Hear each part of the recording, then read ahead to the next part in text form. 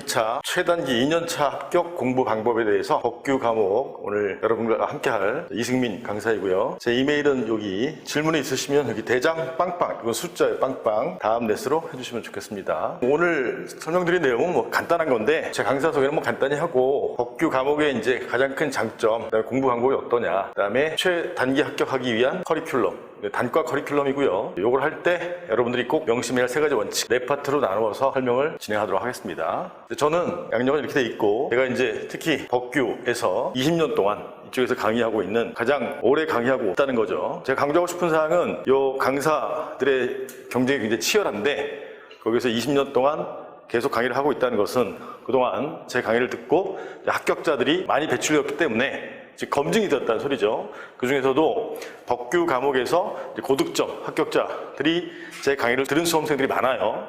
그래서 여러분들이 신뢰하셔도 된다, 뭐 그 정도 말씀드리는 수준이고요. 다들 뭐 이 정도 양력은 다 갖고 계시는 거고, 그다음에 이제 본론으로 들어가서 이 법규의 특성, 장점이 뭐냐, 그 다음에 최고의 공부 방법이 뭐냐, 뭐 각 강사들마다 이제 방법이 다르긴 하지만 제가 이제 20년 동안 강의하면서 느끼는 것은, 첫째 특성은 인풋 대비 아웃풋이 여기 비례하는 이제 효자 과목이다. 효자 과목. 여러분들 이제 2차 시험을 볼 때 과목이 세 과목이죠. 실, 법에서 실무, 이론, 법규. 수험생들이 좀 놓치는 게 뭐냐면, 실무, 이론, 법규 전부 60점 이상이면 이제 합격을 하는 건데, 원래는 물론 이제 상대평가이긴 하지만 평균 이제 합격 커트라인이 40점대 47점 뭐 이렇게 되잖아요. 근데 이제 수험생들 대부분을 보면 실무, 이론, 법규 중에 실, 법 이 순서대로 시간 배분을 하더라고요. 예를 들면 이제 많은 경우에는 실무에 70, 이론에 20, 법규에 10 이렇게 배분을 해요. 물론 이제 실무 과목이 어렵기 때문에 그렇지만 실무를 70을 투자해서 과연 70 정도의 점수가 나오느냐 장담할 수가 없다. 왜냐하면 여러분들 계속 주변에서 들으셨겠지만 실무 같은 과목 같은 경우에는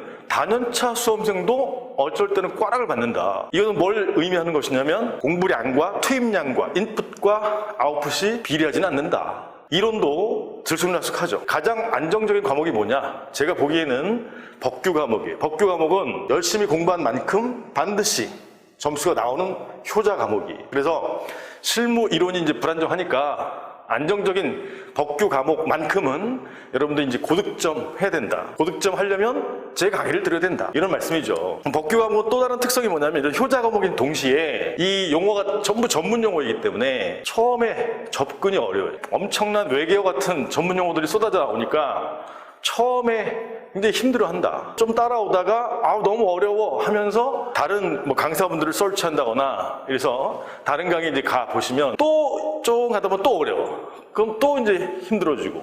그래서 일정한 실력에 올라올 때까지 굉장히 어려운데, 그 실력에 올라가기만 하면 절대 이제 점수가 떨어지지 않아요. 왜냐면 완전히 이해하고 있는 것이니까. 그 올라갈 기간, 그 기간을 이제 처음 스타트를 끊었을 때 전체 2차 공부 기간을 1년이라고 본다면, 제가 보기에는 7개월, 8개월, 한 4분의 3 정도, 근 10개월 정도를 꾸준히 열심히 해야만 어느 정도 일정한 수준에 올라갈 수가 있어요. 그래서 그 전까지는 여러분들이 그냥 죽었다 하고 제가 말씀드린 사항만 실천하시면 돼요. 간단한 단어로 제가 just do it 해라. 그래서 이제 모든 시험 과목이 그렇지만 가장 중요한 건 암기가 우선이 아니라 정확한 이해를 해야 돼. 정확한 이해. 특히 이제 법학 과목은 요 나무, 내용 이전에 숲, 체계를 정확히 이해해야 돼. 법학 과목의 특성은 전체 체계가 맞물려 들어가는 것이기 때문에 먼저 기본적인 숲 체계와 그 하위에 있는 내용, 나무를 자꾸 이제 암기해 나가는 방식으로 하셔야 된다. 근데 이제 전제는 뭐냐? 전체 체계를 잘 이해해야 돼요. 이거는 제가 보기에는 실무 과목도 마찬가지고 이론 과목도 마찬가지예요. 요 세 가지 과목이 원래는 연결이 되어 있는 과목이거든요. 어떤 이론을, 룰을 만든 게 법규고, 그 법규의 집행이 이제 실무죠. 여하튼 뭐 그런 특성이 있다. 그래서 나중에 가면 어느 정도 합격권에 이르게 되면 요 세 과목이 다 이렇게 같이 돌아가는구나 라는 수준에 이르게 되세요. 그러면 이제 내가 실력이 쌓였구나 이렇게 이해할 수 있어요. 두 번째는 2차 시험은 1차 시험과 다른 점이, 1차 시험은 지문이 주어지잖아요. 그 지문에서 제대로 된 것과 잘못된 것을 빨리빨리 캐치해내는 거란 말이에요. 그래서 제일 중요한 1차 시험의 특성은 지문이 주어진다는 거죠. 근데 2차 시험은 문제만 있고 그 내용, 소위 말하는 답안지를 내가 스스로 작성해야 돼요. 많이 알고 있어도 시간 내에, 예컨대 100분 내에 작성을 해야 된단 말이에요. 그래서 시험은 시간의 함수이기 때문에 항상 100분 내에 쓸 수 있도록 훈련을 하셔야 돼.